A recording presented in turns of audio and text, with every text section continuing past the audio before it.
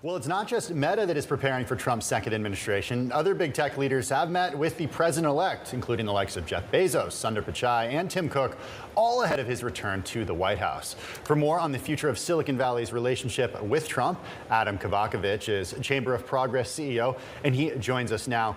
Adam, how would you describe the relationship between technology and the incoming Trump administration? Because a lot has changed over the last 4 years, especially with the rhetoric out of Silicon Valley, more pro-Trump, I think, now than it ever has been. Yeah, I think you have to factor in two things. One, there's a lot of unhappiness in the tech industry with how the Biden administration has targeted tech and seen tech more as an industry to trash rather than an industry to champion. And so, frankly, I think there's a lot of frustration from people in Silicon Valley who are not necessarily Trump supporters or even right-leaning, but there's been a lot of frustration that the administration hasn't championed basically, U.S., the country's biggest export. So that's number one. Number two, everyone has the benefit of having learned from the first Trump term in terms of what worked and what didn't, in terms of how to deal with the president and work with him. I think a lot of tech CEOs look to Tim Cook for this as the CEO who probably managed the first Trump administration the best. And a lot of that, frankly, came down to direct contact between the CEO and Trump himself. As you said, that's not something that can be easily designated to a deputy. Trump really cares about meeting with the CEO. And in fact, that kind of meeting often works. It succeeds with him. So I think that's what a lot of companies are leading with.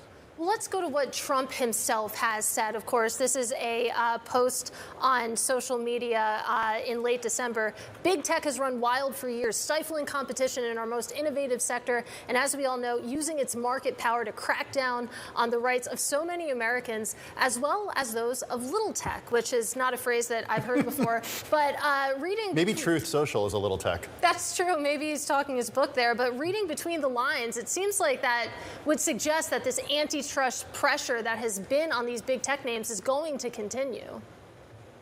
Oh, I don't think there's any doubt about that. The fact is, the Biden administration has been prosecuting antitrust cases against all of the big tech companies. Some of those started under Trump's first term.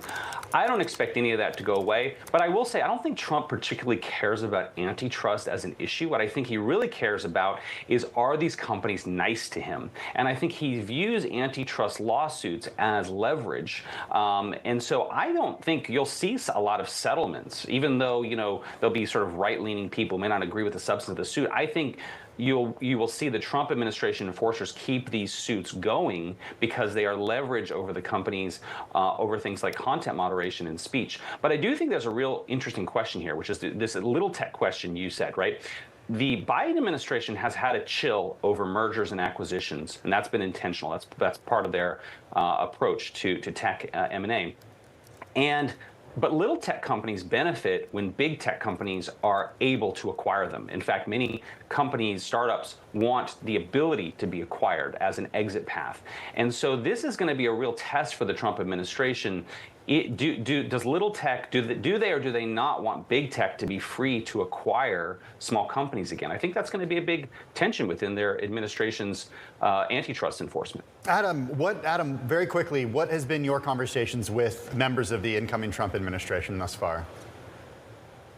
Well, it's been very interesting because I do think they have people who really do want to get it right on things like AI and crypto, people like David Sachs. They are talking to people in the administration. I think there's, frankly, a lot of optimism that on things like crypto, the Trump folks will reverse the hostility that the Biden administration has brought towards the crypto industry. I think there's a lot of optimism that things like the Biden executive order on artificial intelligence will be overturned. And there's a lot of optimism we can shift to a kind of a more of a mode of let's go beat China and other countries on technology. Right. But there's a lot of debates that are going to be kind of up for grabs. There's a big debate about H-1Bs right now, and where you have elements of the Republican coalition against each other. So we'll see how those unfold. All right, Adam, great to get some time with you. That is Adam Kovacevich of the Chamber of Progress.